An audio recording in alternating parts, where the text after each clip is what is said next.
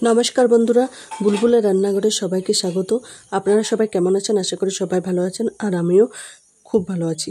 আজকে আমি আপনাদের সাথে শেয়ার করব ঢেঁড়স, লাল খাড়ি, পটল আর আলুর রেসিপি। তো বন্ধুরা, প্রথম থেকে শেষ পর্যন্ত এই রেসিপিটা দেখার অনুরোধ রইল। আশা করছি ভালো লাগবে। তো আমি প্রথমে কড়াই বসিয়ে দিয়েছি। কড়াই গরম হয়ে গেছে, তেল দিয়ে দিয়েছি, রিফাইন তেল। এবার আমি পেঁয়াজ কাটা দিয়ে দিয়েছি আর ফোড়নে দিয়েছি 5 ফোড়ন। তো পেঁয়াজগুলো প্রথমে আমি ভালোভাবে লাল লাল করে ভেজে নেব। আর যেহেতু ঢেঁড়স দেবো, তাই ঢেঁড়সগুলো আগে ভাজতে হবে।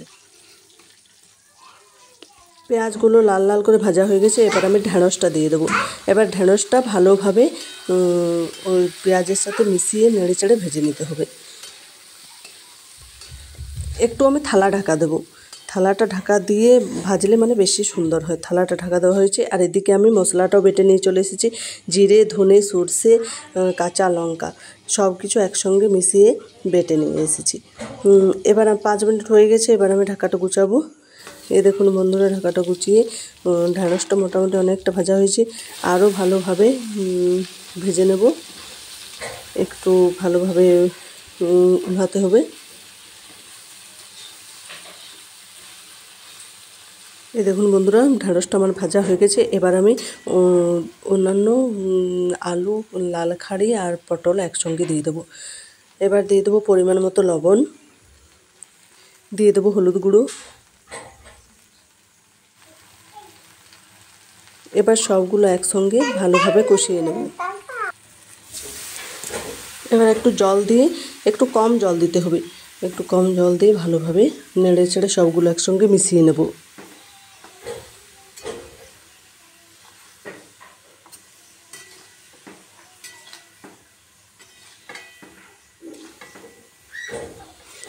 ভালোভাবে আমার মেশানো হয়ে গেছে। এবার একটা থালা ঢাকা দিয়ে দেবো।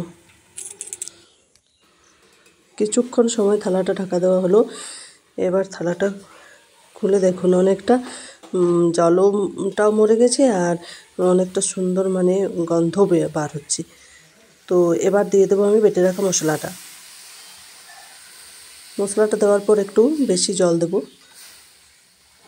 কারণ যাতে মশলা গন্ধটাও যায় আর ভালোভাবে সবগুলো সেদ্ধও হয়। সেদ্ধ মোটামুটি হয়ে গেছে তবুও। এবার আবার থালাটা একটা ঢাকা দিয়ে দেবো। এবার প্রায় 15 মিনিটের মতন থালাটা ঢাকা দিয়েছিল। এবার খুলে দেখি, হ্যাঁ অনেকটা হয়ে গেছে। এবার আমি ছকে নেব।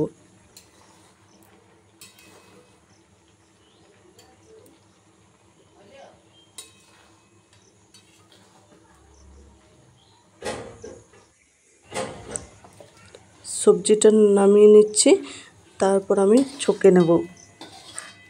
ছকার জন্য আমি কিছু ব্যবহার করব না। একটু দেবো সাদা তেল আর দেবো গোটা সরষে।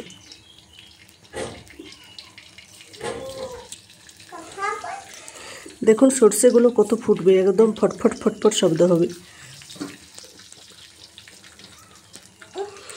এই দেখুন সরষেগুলো ফোটাও শেষ হবে আর সবজিটা দিয়ে দেবো। ফোটা শেষ হয়ে গেছে। এবার আমি সবজিটা ঢেলে দেবো। এই দেখুন ভালোভাবে নেড়ে চেড়ে এবার নামিয়ে নেবো, তবেই আমার রেডি।